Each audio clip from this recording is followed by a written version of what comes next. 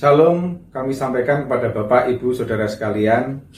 Majelis GKJ Bekasi Timur mengucapkan selamat pagi kepada Bapak, Ibu, Saudara-saudari yang terkasih. Semoga kita semua selalu dalam keadaan yang baik. Bagi Bapak, Ibu, Saudara yang membutuhkan pelayanan khusus dapat menghubungi majelis di kelompok masing-masing. Berikut ini kami sampaikan beberapa pokok intisari warta gereja. Yang pertama, Lelayu. Telah kembali ke dalam kemuliaan kasih Bapa di surga, Ibu Ruth Eti Endang Pujo Mulyati, ibunda dari Bapak Dery Tito Pradono dari kelompok Wisma Jaya, dalam usia 59 tahun pada hari Jumat 9 Juli 2021 di Bekasi. Dan telah dimakamkan pada hari Jumat 9 Juli 2021 di TPU Pedurenan. Mbah Kromo, ayahanda dari Bapak Subarjono dari kelompok Jatimulya, dalam usia 92 tahun pada hari Jumat 9 Juli 2021 di Bekasi. Ibu Patricia Suprapti, ibunda dari Ibu Uti Prabandini Safitri dari kelompok Margahayu, dalam usia 87 tahun pada hari Rabu 7 Juli 2021 dan telah dimakamkan pada hari Kamis 8 Juli 2021 di TPU Pedurenan. Segenap majelis dan jemaat turut berduka cita dan mendoakan kiranya kekuatan dan penghiburan dari Tuhan senantiasa menyertai segenap keluarga. Yang kedua, ibadah Minggu. Dengan masih tingginya kasus positif COVID dan penyebaran virus COVID-19, maka majelis menyampaikan bahwa ibadah Minggu masih akan dilayankan dalam bentuk ibadah keluarga sampai ada informasi selanjutnya. Mohon dukungan jemaat sekalian. Kiranya kita dimampukan oleh Allah untuk tetap bertahan dan bersabar di masa pandemi. Jemaat diharapkan sebisa mungkin mengurangi kerumunan dan tetap memelihara iman melalui peribadahan, meskipun dilakukan secara online. Kiranya Tuhan menolong kita semua. Ketiga, doa bersama. Dalam keprihatinan bersama dan sebagai bentuk dukungan bagi saudara-saudara kita yang sakit, serta bagi bangsa dan negara kita Indonesia, Komisi Perkunjungan dan Doa mengajak kepada segenap jemaat untuk hadir dalam doa bersama yang akan dilaksanakan pada hari Minggu 11 Juli 2021 pukul 19 sampai dengan 19.30 waktu Indonesia Barat secara daring. Link doa akan dikirimkan di grup kelompok dan kiranya Tuhan memberkati kita semua. Keempat, webinar remaja. Komisi Remaja mengundang seluruh remaja GKJ Bekasi Timur untuk mengikuti webinar remaja yang akan dilaksanakan pada hari Minggu 11 Juli 2021 pukul 18 sampai dengan 20.00 dengan tema Masculinity and Femininity. Ditunggu kehadirannya, Tuhan memberkati. Untuk informasi dan pokok pewartaan lainnya, mohon Bapak, Ibu, Saudara-saudari membacanya sendiri pada lembar Warta Gereja. Salam sejahtera bagi kita semua. Selamat berjumpa pada ibadah Minggu 11 Juli tahun 2021 yang dilaksanakan secara online di rumah bersama dengan keluarga masing-masing. Semoga kita semua selalu dalam perlindungan, anugerah, dan damai sejahtera Tuhan, serta diberikan kekuatan dan kesehatan oleh Tuhan di tengah pandemi COVID-19 ini. Pada ibadah minggu ini, kita akan merenungkan tema melayani dengan totalitas. Pemberitaan firman Tuhan akan disampaikan oleh Pendeta Ripka Evelina Pratiwi. Kami sampaikan kepada jemaat sekalian, selamat beribadah, Tuhan memberkati.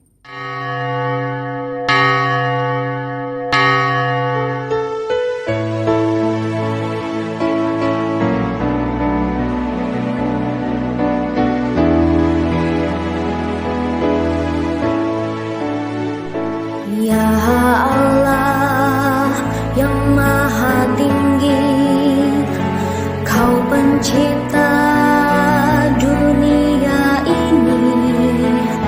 Kami juga Tuhan ciptakan agar di Kau tetap dipuji.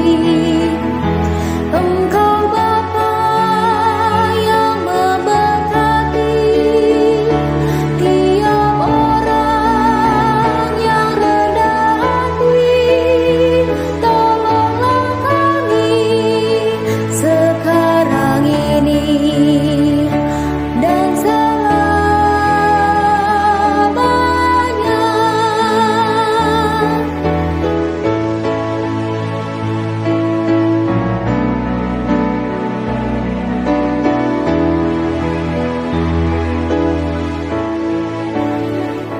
Ya Allah yang maha kasih, Engkau lahir di dunia ini.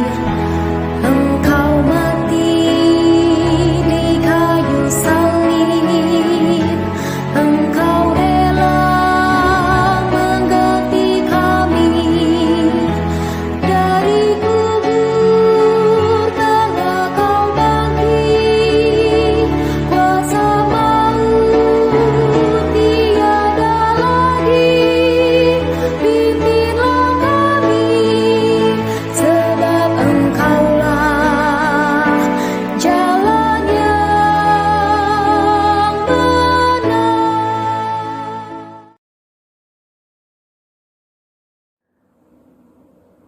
Allah kita adalah Sang Pemelihara yang selalu membimbing perjalanan umat miliknya.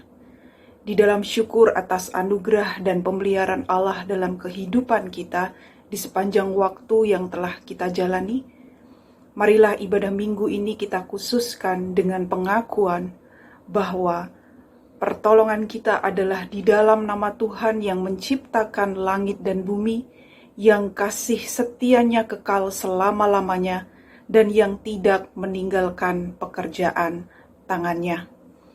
Kasih karunia dan damai sejahtera dari Allah, Bapa kita, dan dari Tuhan kita Yesus Kristus menyertai saudara-saudara. Amin.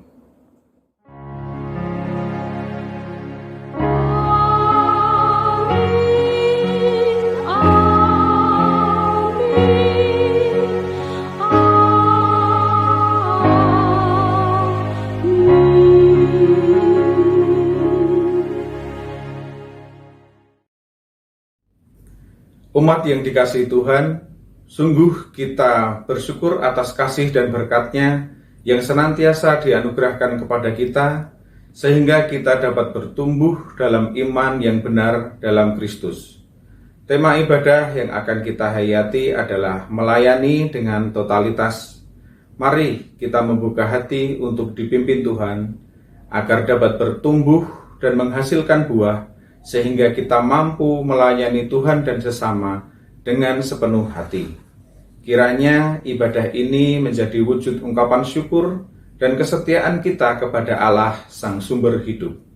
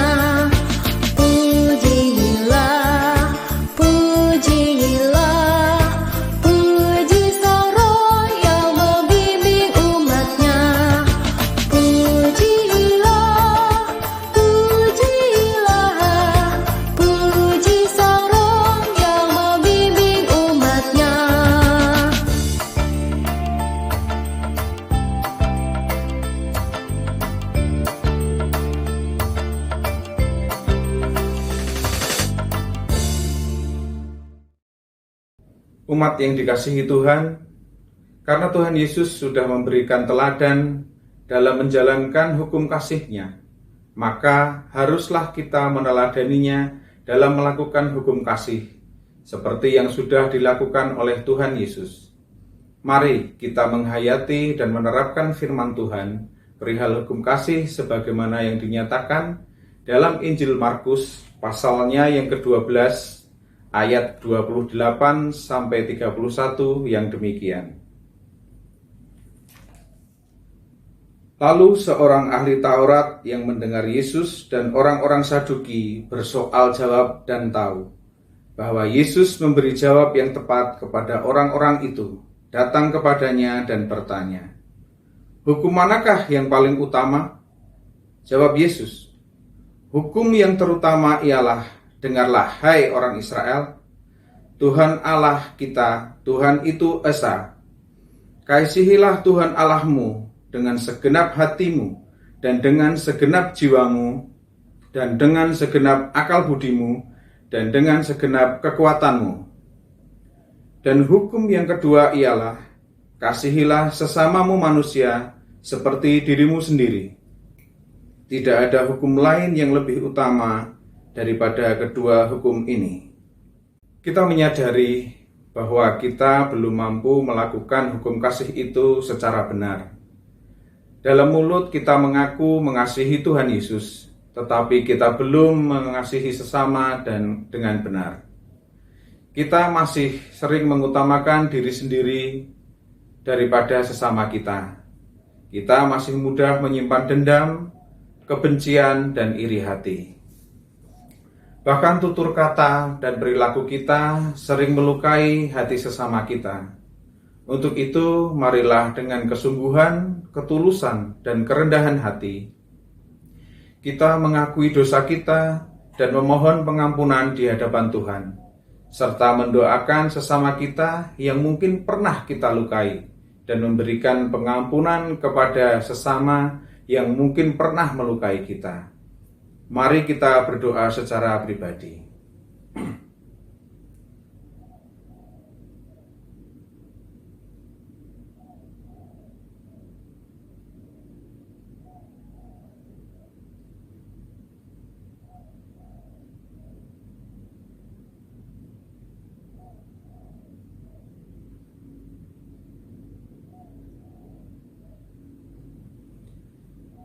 Tuhan Yesus, bimbinglah kami, agar mampu meneladanimu dalam mengasihi dan menghormati Bapa dan sesama kami. Ya Tuhan, dengarkanlah doa kami. Amin. Umat yang dikasihi Tuhan, anugerah dan pengampunannya sungguh nyata jika kita bersungguh-sungguh memohon pengampunan kepada Tuhan dan berusaha untuk melakukan kehendak-Nya. Terimalah berita anugerah dari Tuhan sebagaimana dinyatakan dalam 1 Yohanes 1 ayat 8-9. Jika kita berkata bahwa kita tidak berdosa, maka kita menipu diri kita sendiri dan kebenaran tidak ada di dalam kita. Jika kita mengaku dosa kita, maka Ia adalah setia dan adil, sehingga Ia akan mengampuni segala dosa kita dan menyucikan kita dari segala kejahatan. Kiranya anugerah pengampunan Allah nyata atas kita di dalam nama Bapa, Anak, dan Roh Kudus. Amin.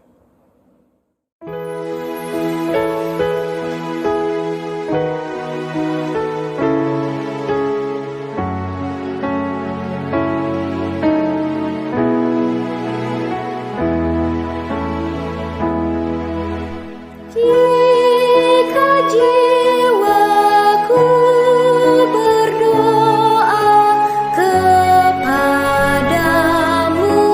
Tuhanku, ajar aku terima saja pemberian tanganmu dan mengaku seperti Yesus di depan sengsaranya.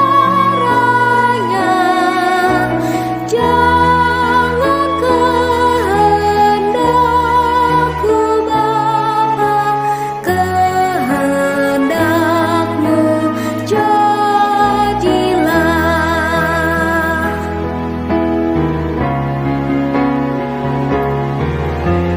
Apa juga yang kau timbang baik untuk hidupku,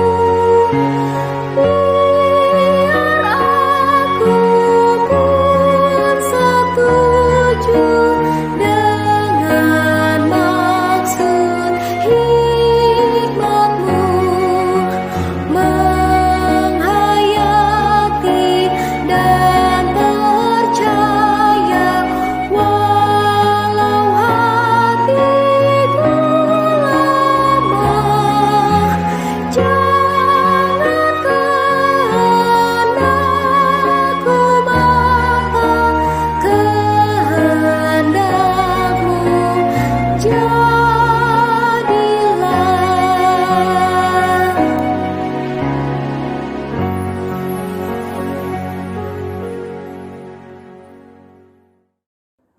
Saudara-saudaraku, kita akan merenungkan firman Tuhan, namun sebelumnya mari kita masuk di dalam doa. Saya hantarkan. Kami mensyukuri persekutuan kami hari ini ya Tuhan, yang kami kerjakan di tengah keluarga kami bersama dengan saudara-saudara kami yang lain, sebab kami meyakini bahwa persekutuan kami tidak dapat dipisahkan oleh jarak dan waktu. Di dalam segala sukacita persekutuan ini, kami hendak merenungkan firman Tuhan. Tolonglah kami Tuhan, berbicaralah kepada kami semua yang berdosa ini. Di dalam Kristus Yesus kami memohon. Amin. Bacaan pertama diambil dari kitab 2 Samuel, pasalnya yang ke-6 ayat 1 sampai dengan yang ke-5. Dilanjutkan ayatnya yang ke-12b sampai dengan yang ke-19 demikian. Daud mengumpulkan pula semua orang pilihan di antara orang Israel, 30.000 orang banyaknya. Kemudian bersiaplah Daud, lalu berjalan dari Bale Yehuda dengan seluruh rakyat yang menyertainya, untuk mengangkut dari sana tabut Allah, yang disebut dengan nama Tuhan semesta alam yang bertakhta di atas kerubim. Mereka menaikkan tabut Allah itu ke dalam kereta yang baru setelah mengangkatnya dari rumah Abinadab yang di atas bukit. Lalu Uza dan Ahio, anak-anak Abinadab, mengantarkan kereta itu. Uza berjalan di samping tabut Allah itu, sedang Ahio berjalan di depan tabut itu.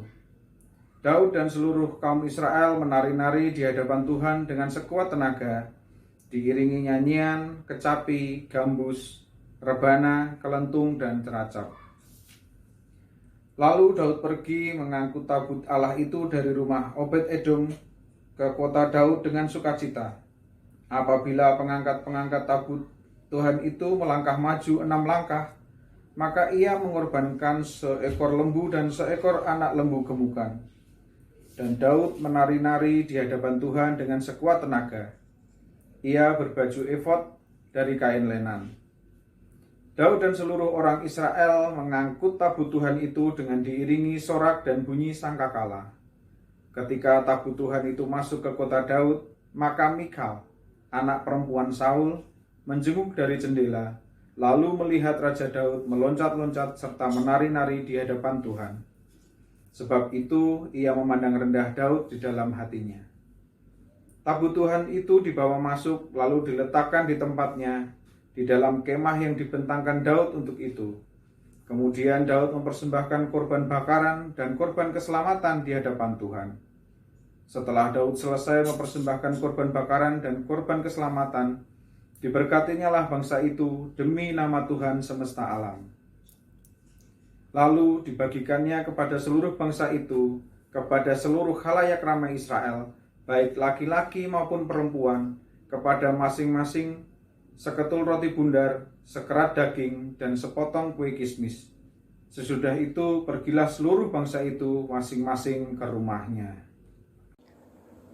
Saya mengajak Bapak, Ibu, dan Saudara yang terkasih untuk membuka Alkitab dari Markus 6 ayat 14 sampai 29.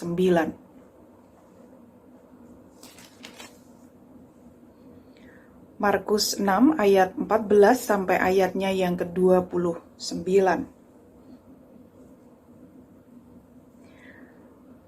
Demikian firman Tuhan. Raja Herodes juga mendengar tentang Yesus, sebab namanya sudah terkenal dan orang mengatakan, Yohanes Pembaptis sudah bangkit dari antara orang mati, dan itulah sebabnya kuasa-kuasa itu bekerja di dalam dia. Yang lain mengatakan, dia itu Elia. Yang lain lagi mengatakan, dia itu seorang nabi sama seperti nabi-nabi yang dahulu. Waktu Herodes mendengar hal itu, ia berkata, bukan, dia itu Yohanes yang sudah kupenggal kepalanya dan yang bangkit lagi. Sebab memang Herodeslah yang menyuruh orang menangkap Yohanes dan membelenggunya di penjara berhubung dengan peristiwa Herodias, istri Filipus saudaranya, karena Herodes telah mengambilnya sebagai istri. Karena Yohanes pernah menegur Herodes, tidak halal engkau mengambil istri saudaramu.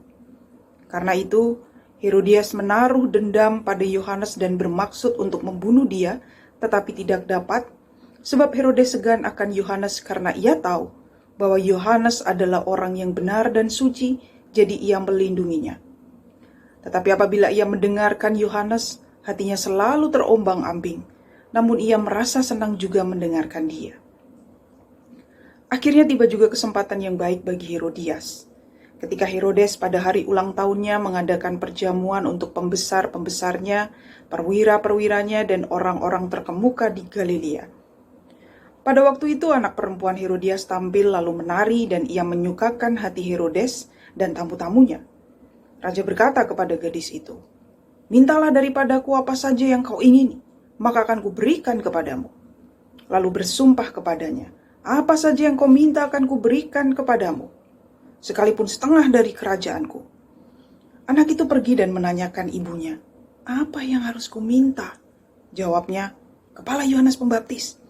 Maka cepat-cepat ia pergi kepada raja dan meminta, aku mau supaya sekarang juga engkau berikan kepadaku kepala Yohanes Pembaptis di sebuah talam.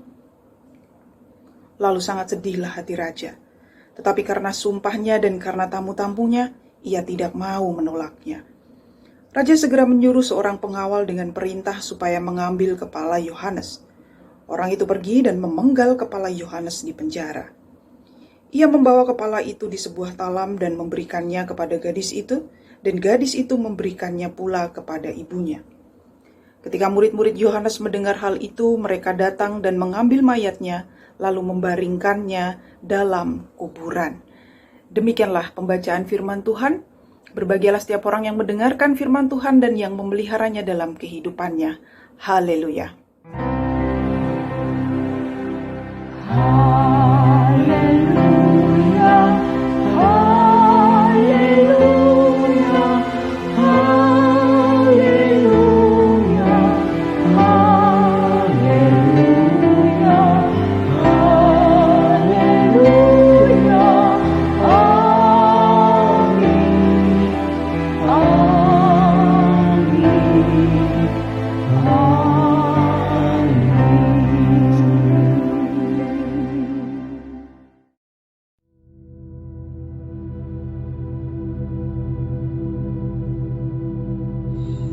Ya, ketika saya menerima pertanyaan ini, kenapa kami mau melakukan pekerjaan pelayanan ini,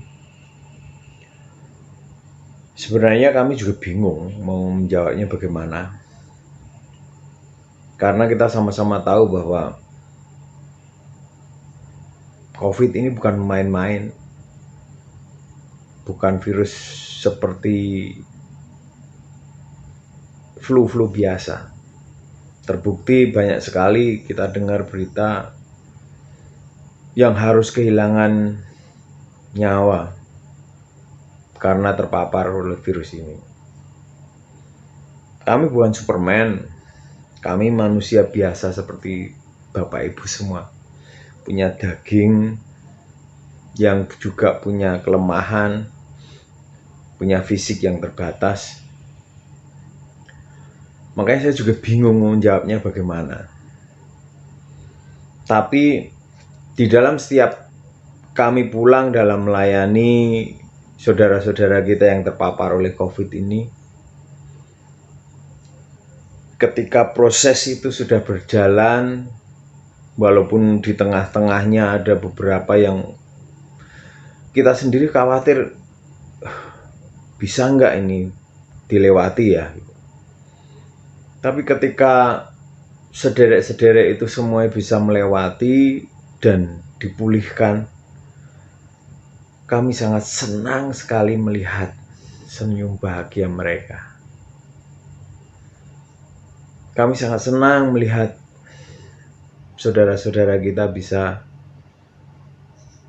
melewati proses demi proses dalam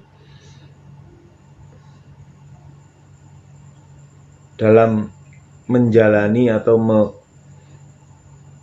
melewati masa-masa kritis, bahkan masa-masa mereka di dalam menghadapi COVID ini, hingga akhirnya saudara kita bisa benar-benar terbebas, yang positif menjadi negatif.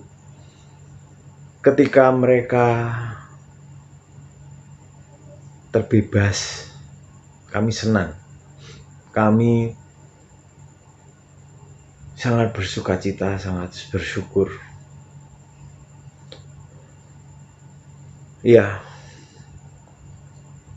saya rasa itu yang membuat saya dan istri dan juga dengan teman-teman yang lainnya tetap bersemangat untuk membantu melalui proses-proses itu. Ada yang kadang-kadang juga mereka di tengah-tengah masa itu mulai melemah semangatnya, dan bagaimana kami harus membantu mengembalikan semangatnya, menyemangati kembali walaupun kadang dengan bercandaan. Tapi puji Tuhan, sederek-sederek bisa melaluinya dan terbebas. Itu yang membuat kami bahagia dan kami tetap semangat. Selamat hari Minggu Bapak Ibu dan saudara-saudara yang terkasih. Semoga saudara-saudara tetap bersemangat menjalani hari-hari di masa-masa pandemi ini. Saudara-saudara yang terkasih, pertanyaan saya kepada Pak Suntarno di video yang tadi sudah panjenengan sami persani adalah mengapa mau melayani? Dan tadi dari jawaban beliau melalui video yang sudah kita saksikan, kita mendengarkan sebuah jawaban yang memang begitu dalam, yang datang dari dalam hati. Nah, kalau bisa sebenarnya saya juga ingin bertanya kepada Yohanes Pembaptis, kenapa di dalam bacaan hari ini dia benar-benar totalitas begitu loh di dalam melayani Tuhan pada saat itu. Tapi kan sayangnya kan kita tidak bisa bertanya tentunya nggih Bapak Ibu. Tapi yang bisa kita pahami dari video dan juga kisah hidup Yohanes Pembaptis dari bacaan hari ini adalah bahwa kasih karunia Allah yang sudah mereka berdua rasakan dan terima, itu kemudian membawa mereka untuk masuk ke dalam samudra pelayanan. Yohanes Pembaptis di dalam bacaan hari ini adalah salah satu yang terekstrim begitu loh di dalam melakukan pelayanan. Nah, kita akan lihat secara lebih mendalam mengenai Injil Markus, Bapak Ibu, dalam bacaan kita hari ini. Sejauh saya belajar mengenai Injil Markus, maka Injil ini, seperti yang pernah saya sampaikan 2 minggu yang lalu, memang memiliki pola penulisan yang sangat unik. Mari kita perhatikan. Yohanes Pembaptis, dia disebutkan di dalam Markus 1 sebagai sosok yang dinubuatkan oleh Nabi Yesaya. Lalu pada kisah itu berlanjut ketika Yohanes Pembaptis membaptiskan Yesus. Dan pada Markus 1 ayat 14 di sana ada tertulis, sesudah Yohanes ditangkap, datanglah Yesus ke Galilea memberitakan Injil Allah. Lalu sudah cukup berhenti di situ. Bagaimana nasibnya si Yohanes Pembaptis ini setelah dia ditangkap? Itu tidak dilanjutkan pada pasal 2, 3, 4 begitu, atau malah dijelaskan di pasal 1, itu tidak terjadi. Kita baru bisa melihat nasibnya si Yohanes Pembaptis ini, itu baru dilaporkan dengan detail pada Markus 6 ayat 14-29 yang menjadi bacaan kita hari ini. Secara singkat kita melihat bagaimana dia mati secara tragis di tangan Herodes sebab dia menegur Herodes yang menikah secara incest begitu kan dengan Herodias. Kalau kita lihat sekilas, tidak ada yang khas Bapak Ibu. Tapi tentu kisah kematian Yohanes Pembaptis ini kan bukan sebuah kisah selingan begitu loh. Kalau kita perhatikan, coba kita perhatikan ya, kisah-kisah apa sih yang sebenarnya mendahului kisah kematian Yohanes Pembaptis ini? Di pasal yang sama tapi di ayat yang berbeda, di sana dikisahkan mengenai Yesus yang ditolak. Yesus ditolak di Nazaret, dan kemudian ada perikop lagi mengenai Yesus yang mengutus ke-12 rasul. Baru dilanjutkan dengan kematian Yohanes Pembaptis. Dari sini kita bisa melihat bahwa seolah-olah penulis Injil Markus itu hendak menunjukkan begitu toh rupanya hambatan politik yang harus dihadapi oleh Yesus, oleh ke-12 rasul, dan bisa jadi nasib mereka pun juga sama seperti Yohanes Pembaptis. Bapak, Ibu, dan Saudara yang terkasih, sampai di titik ini, saya tentu tidak meminta saudara-saudara kemudian untuk melayani sampai di titik seperti yang sudah dilakukan oleh Pak Suntarno dan Mbak Dari atau teman-teman dari gugus tugas yang lain, atau kemudian sampai di titik ekstrim seperti Yohanes Pembaptis. Meskipun jika kemudian itu yang terjadi, maka itu adalah sebuah proses perjalanan panggilan pelayanan yang patut disyukuri. Dan juga kita perlu mengingat bahwa setiap dari kita memang memiliki tugas dan panggilan pelayanan yang berbeda antara satu dengan yang lain. Tapi satu pertanyaan penting yang perlu untuk kita gumuli dan kita jawab adalah, sampai sejauh mana sih Bapak, Ibu, dan Saudara yang terkasih, kasih karunia Allah yang sudah kita terima ini, yang sudah kita rasakan setiap harinya, itu mampu membawa kita masuk pada samudra pelayanan bersama dengan Kristus. Ada di titik manakah kita di dalam samudra pelayanan ini loh? Kita itu ada di mana sekarang ini? Oleh karena itu, untuk bisa menjawab pertanyaan ini, saya akan memakai salah satu teori dari tokoh yang bernama Janet O. Hochberg dan Robert Guillich. Maaf kalau saya salah pelafalan, yang mereka itu punya satu teori yang bernama The Critical Journey, Stages in the Journey of Faith. Nah, gambarnya seperti ini, Bapak Ibu. Ini adalah teori yang mereka cetuskan. Kita bisa lihat di sana ada 6 tahap. 3 tahap yang pertama itu bersifat eksternal, lalu 3 tahap yang berikutnya itu bersifat internal. Kita akan bahas satu persatu secara sederhana, Bapak Ibu. Tahap yang pertama ini adalah recognition of God atau pengenalan akan Tuhan. Ini proses yang bisa terjadi di usia manapun, muda maupun tua. Pengenalan akan Tuhan ini juga bisa terjadi karena mungkin punya pengalaman spiritual, pengalaman religius, atau kemudian mengalami pertobatan dan lain sebagainya. Pada tahap ini rasanya tuh seperti orang yang jatuh cinta di awal-awal begitu loh, Bapak Ibu dan Saudara yang terkasih. Kayak kalau kita itu pengen kenal lebih dalam, kita pengen tahu lebih dalam mengenai orang yang sudah membuat kita jatuh cinta, kita ingin mengenal dia lebih dalam lagi. Nah, setelah kita masuk di tahap 1, karena kita ingin mengenal dia, kita akan didorong masuk ke tahap yang kedua, yang disebut sebagai life of discipleship, atau waktu untuk belajar menjadi seorang murid, begitulah kira-kira. Jadi kan pada tahap ini, kemudian seseorang akan masuk kepada tahap untuk belajar. Karena kan tadi tahap 1 dia ingin kenal, ingin lebih dalam mengenal sosok Tuhan yang dia cintai kan. Nah, dia kemudian bisa belajar itu melalui mendengarkan khotbah, persekutuan bersama, PA, PD, sarasehan, kemudian membaca-baca buku agama yang banyak, buku teologi, dan lain sebagainya. Jadi apa yang kemudian dia sudah rasakan di tahap 1 menjadi lebih nyata lagi di tahap kedua, dia mulai menemukan banyak pengenalan baru, pengetahuan baru, jawaban-jawaban yang baru atas sosok yang sudah membuat dia jatuh cinta itu tadi.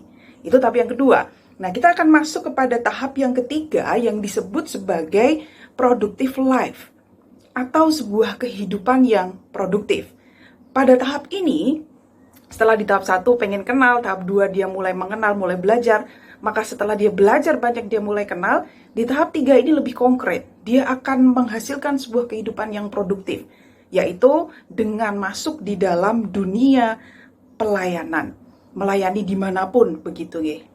Nah, yang menarik dari teori ini adalah banyak orang Kristen itu yang berhenti di tahap 2 dan tahap 3. Baca buku, dengar khotbah, ikut PA, PD, sarasehan, dan lain-lain, sudah sampai di situ stop. Lalu ada juga orang yang berhenti di tahap 3. Dia melayani, kemudian banyak terlibat aktif di dalam pelayanan. Nah, konsekuensi logisnya adalah banyak gereja, bahkan banyak orang Kristen yang berpikir bahwa puncak kedewasaan iman Kristen atau puncak kedewasaan seseorang sebagai orang Kristen itu adalah ketika dia sudah aktif melayani, ketika dia berkomitmen melayani. Dan ini sebuah pandangan yang lazim. Sehingga mungkin tidak Bapak Ibu, ada orang yang sudah sampai di tahap ketiga dia aktif melayani, tapi orang ini masih egois loh. Tapi seseorang ini masih tidak dewasa. Tapi orang ini masih suka pamer, masih suka sombong, masih mudah menghakimi. Mungkinkah? Sangat mungkin terjadi. Karena itu jangan heran kalau di banyak gereja itu justru pertengkaran itu malah banyak terjadi di antara orang yang aktif berpelayanan, yang sudah sampai di tahap yang ketiga itu tadi. Jadi menjadi produktif dalam kehidupan pelayanan itu memang penting. Sangat penting tetapi jangan lupa, itu bukan puncak kehidupan Kristen. Jadi kalau menurut teori ini tadi, kalau kita merasa kita sudah berada di puncak kehidupan sebagai seorang Kristen karena kita aktif melayani, sebenarnya bukan itu yang terjadi. Kita itu masih di tengah jalan, Bapak, Ibu, dan Saudara yang terkasih. Itu dia. Nah, lalu bagaimana? Kita harus melanjutkan tahap itu tadi ke tahap yang lebih internal, yaitu masuk ke dalam diri kita, perjalanan ke dalam diri, atau yang disebut tahap 4 itu sebagai journey inward atau perjalanan ke dalam.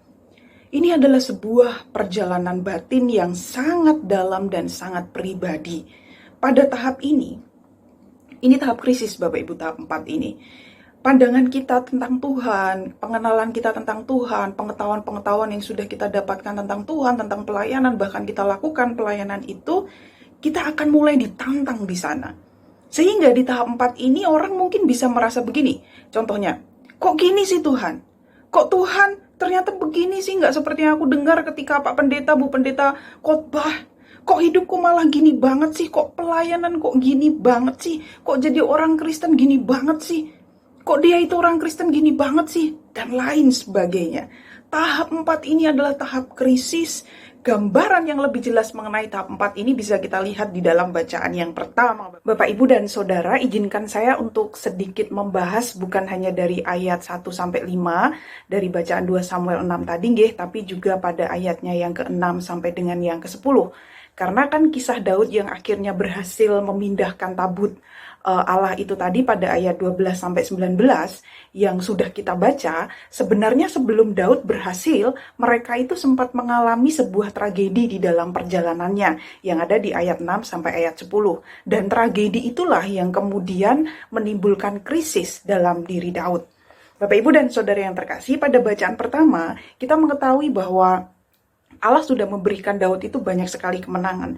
Tapi Daud kan merasa masih ada yang kurang begitu loh. Sehingga Daud memutuskan untuk memindahkan tabut Allah itu tadi.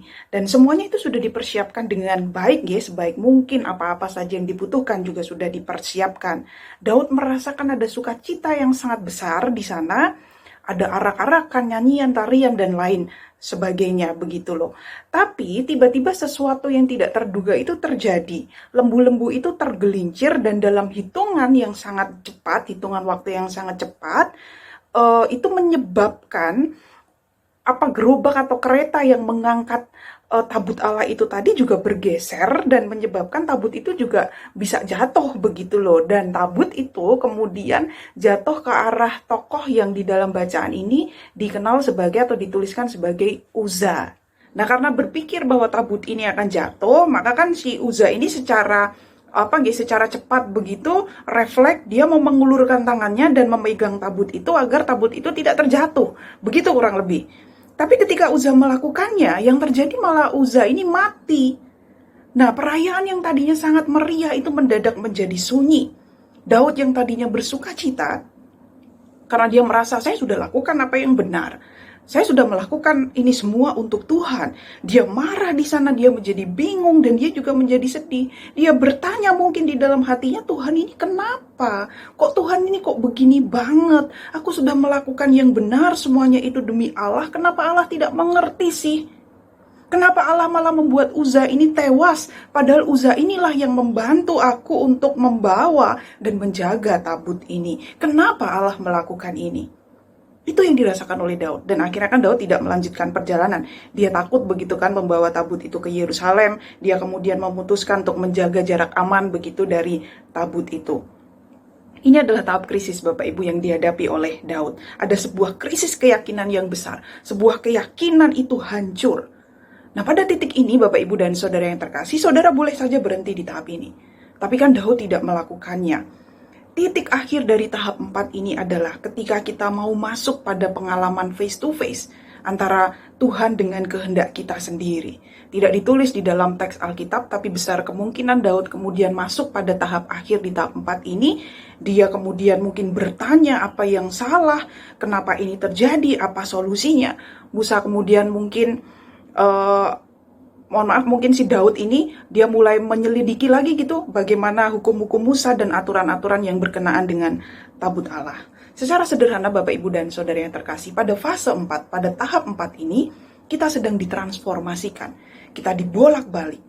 Dan ajaibnya, ketika seseorang memutuskan untuk tidak menyerah pada tahap 4 ini, justru melalui segala kemarahan, kebingungan, keresahan, kegelisahan, kekecewaan, ketidaknyamanan itu tadi, seseorang menjadi lebih mengenal Allah dan dia kemudian bertumbuh. Itu tahap keempat. Kita masuk pada tahap kelima. Tahap kelima ini adalah perjalanan keluar dari dalam diri, Bapak Ibu. Pada tahap ini kita berserah penuh kepada Tuhan. Kita mulai mengarahkan hidup kita sepenuhnya pada Tuhan. Kita sadar dengan mata yang terbuka lebar bahwa ada resiko, ada konsekuensi yang menyakitkan, tapi kita tidak takut akan itu semua. Pada tahap ini seseorang bisa hidup secara produktif, Bapak Ibu. Tapi orang yang sudah sampai di tahap 4 ini, saudara tidak akan selalu bisa melihat orang ini. Orang yang ada di tahap ini tidak akan cocok dengan orang-orang yang stop di tahap 1, 2, dan 3. Kenapa? Karena mereka yang berada di tahap 1, 2, dan 3, mereka menilai iman Kristen, kedewasaan Kristen itu hanya dari seberapa hal yang sudah dilakukan orang lain itu bisa mereka lihat, begitu loh. Apakah orang itu rajin, apakah dia aktif, apakah dia melakukan ini dan itu. Mereka yang berada di tahap 5 ini adalah orang yang bekerja di belakang layar. Orang-orang yang melakukan sesuatu secara pribadi. Mereka tidak disadari bahwa mereka ada, tapi mereka melakukan sesuatu. Mereka merasa tidak perlulah orang lain tahu apa yang sudah mereka kerjakan. Mereka juga tidak perlu mengingatkan orang lain, aku sudah melakukan ini loh. Jika saudara sudah sampai di tahap 3, aktif berpelayanan, tapi tidak mau melanjutkan perjalanan itu sampai ke tahap 5, maka bisa jadi jatuh-jatuhnya kita menjadi orang yang sombong, orang yang suka pamer, seolah semua orang itu harus tahu apa yang kita kerjakan, apa yang menjadi kebaikan kita. Kita akan masuk ke tahap berikutnya, yaitu tahap yang ke-6, Bapak, Ibu, dan Saudara yang terkasih, yaitu kehidupan cinta. Di mana kasih Tuhan itu ditunjukkan melalui kita. Pada tahap ini orang-orang sudah tidak lagi punya ambisi untuk jadi terkenal, untuk jadi sukses, untuk terus diperhatikan, untuk terus mendapatkan pengakuan, sudah tidak lagi. Mereka yang sudah berada di tahap 6 ini adalah orang-orang yang sudah dipenuhi roh, tetapi dengan cara yang tenang dan sederhana. Mereka mengasihi dengan belas kasih Allah yang begitu besar. Dan tahap 6 ini, orang yang sudah sampai di tahap ini, mereka semakin sadar bahwa semakin mereka memiliki Tuhan dalam hidupnya, maka sudah tidak banyak lagi yang mereka butuhkan dalam hidup ini. Seseorang yang sudah sampai di tahap 6 ini, dia bisa mengatakan dan melakukan hal-hal yang tidak masuk di akal karena mereka sudah tidak takut mati. Persis seperti yang sudah kita saksikan di dalam video hari ini yang disaksikan oleh Pak Suntarno dan juga teman-teman di tim gugus tugas yang lain. Mereka mengatakan hal-hal yang mungkin logikanya berani sekali gitu loh, berani sekali ya. Ya itulah yang terjadi ketika seseorang sudah masuk di tahap yang ke-6, bekerja tanpa lagi melihat resikonya seperti apa, karena semua itu muncul dari dalam hati yang sangat mengasihi Kristus dan kasih kepada Kristus, dan kasih Kristus yang mereka rasakan itulah yang mendorong mereka untuk masuk ke dalam samudera pelayanan. Maka pertanyaan saya lagi, Bapak, Ibu, dan Saudara yang terkasih, sampai di manakah kasih Allah yang saudara dan saya juga rasakan itu membawa kita masuk dalam samudera pelayanan yang begitu luas bersama dengan Kristus dan sesama? Tahap 1 kah? Tahap 2 kah? Tahap 3 kah? Saudara melakukan pelayanan itu baik, tapi itu bukan puncaknya. Puncak totalitas dalam pelayanan adalah ketika kita sudah sampai pada titik, aku tidak butuh lagi pengakuan Tuhan. Aku tidak lagi takut pada segala konsekuensi yang menyakitkan dalam melayani dan mengikuti Engkau. Sebab kasih-Mu saja Tuhan, itu sudah cukup bagiku. Amin. Saat hening bagi kita.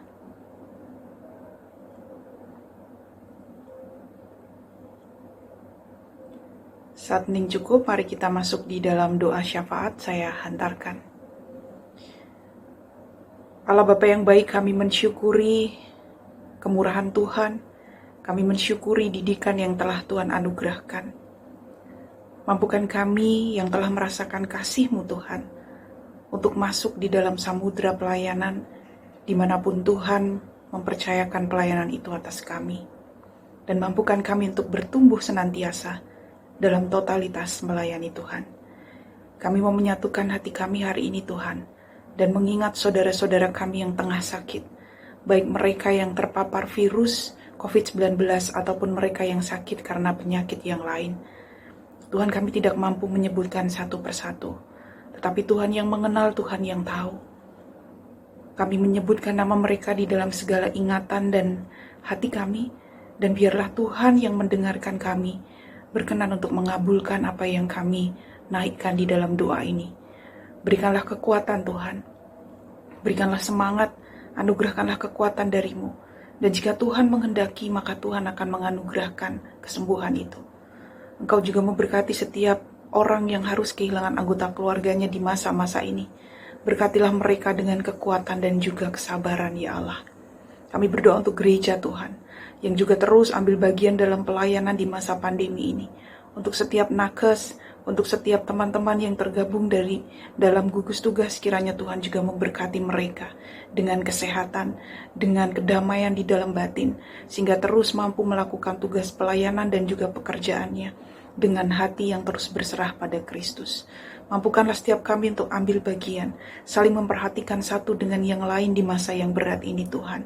Kami percaya jika Tuhan berkenan, maka Tuhan akan melewatkan kami dari masa-masa yang berat ini. Sementara belum, dan kami masih harus terus melewati masa ini, karuniakanlah kepada kami kekuatan. Berkatilah pemerintah di dalam segala proses untuk menangani situasi ini. Karuniakanlah juga kekuatan, kebijaksanaan dari Tuhan. Dan kami mau terus bersandar pada pemeliharaan dan juga penyertaan dari Kristus saja. Inilah ialah Bapa yang menjadi seru dan doa kami. Kami serahkan sepenuhnya di dalam tangan pemeliharaan Kristus. Amin.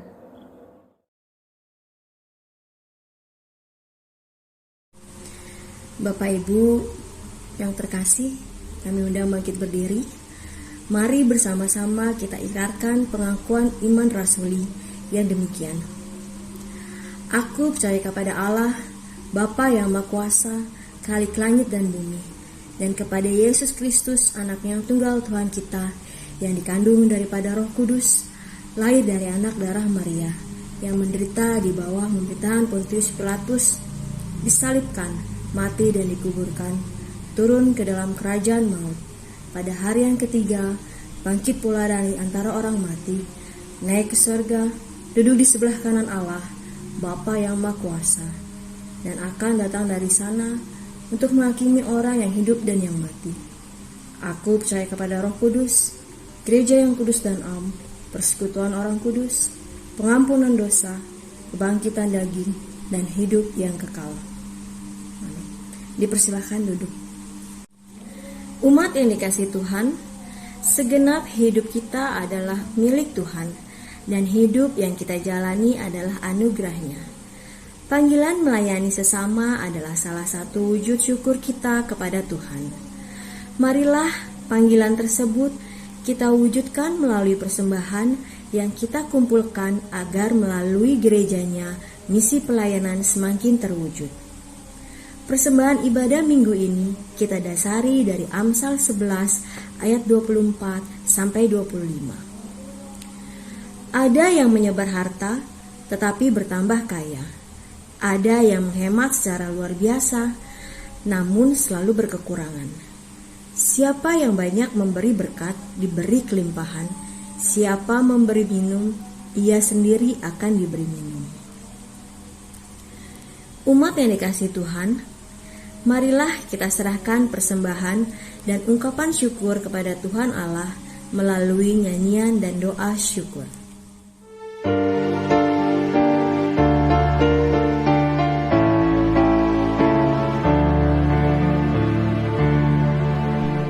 Janganlah kumpulkan harta dunia fana, menguap merusak, pencuri membongkarnya. Harta surgaku bukanlah kau.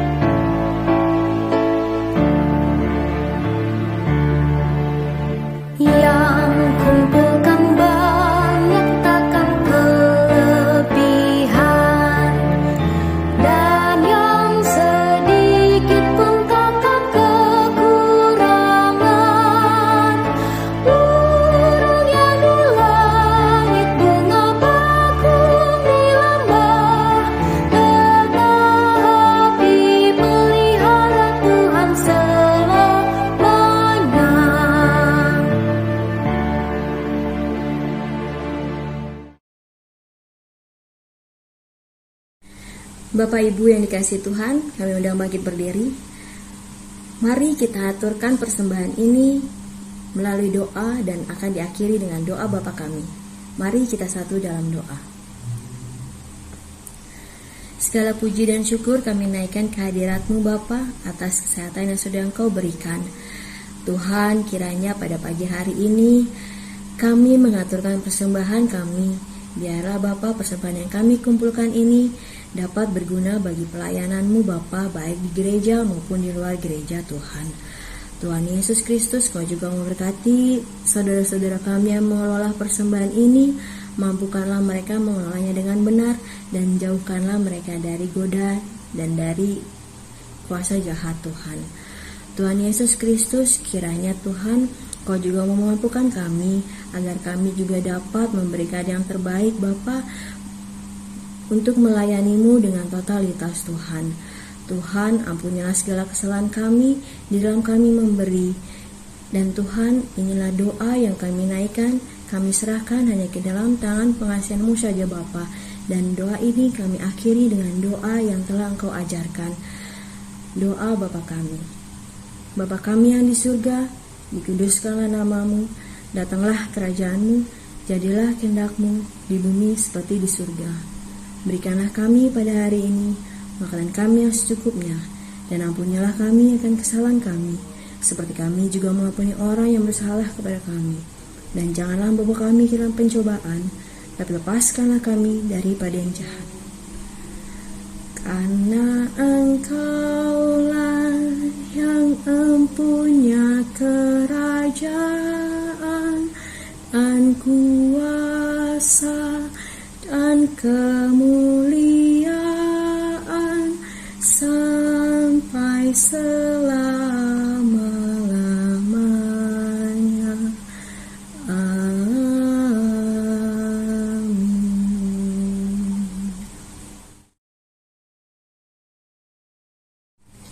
Umat yang dikasihi Tuhan, kehidupan yang kita jalani adalah sebuah proses bertumbuh untuk menghasilkan buah, yaitu menjalankan tugas pelayanan dengan sepenuh hati, seperti yang sudah diteladankan oleh Tuhan Yesus.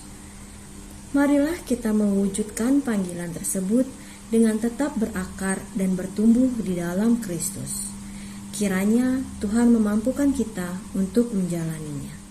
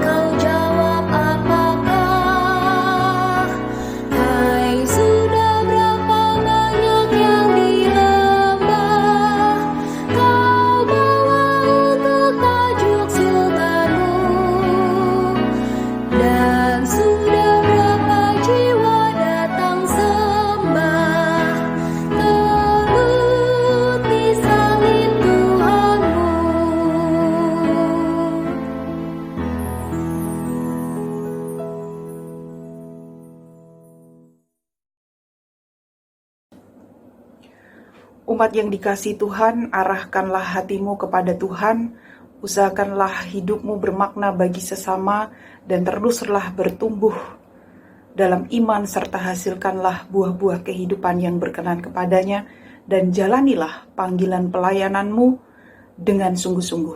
Arahkanlah hatimu pada Tuhan dan terimalah berkat-Nya.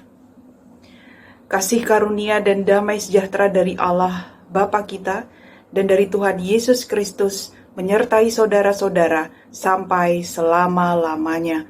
Amin.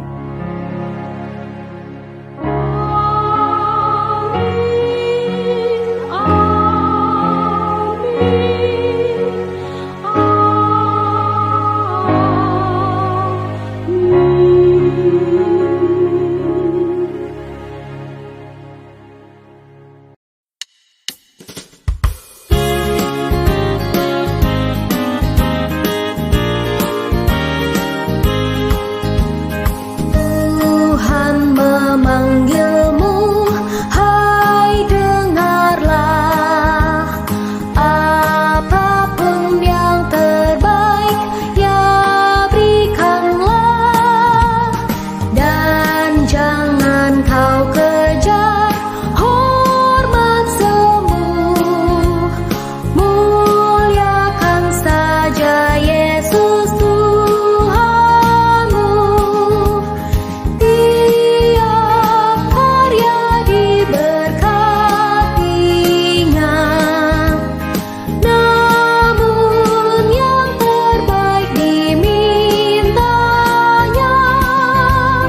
Walaupun tak besar talentamu, beri yang terbaik kepada Tuhanmu.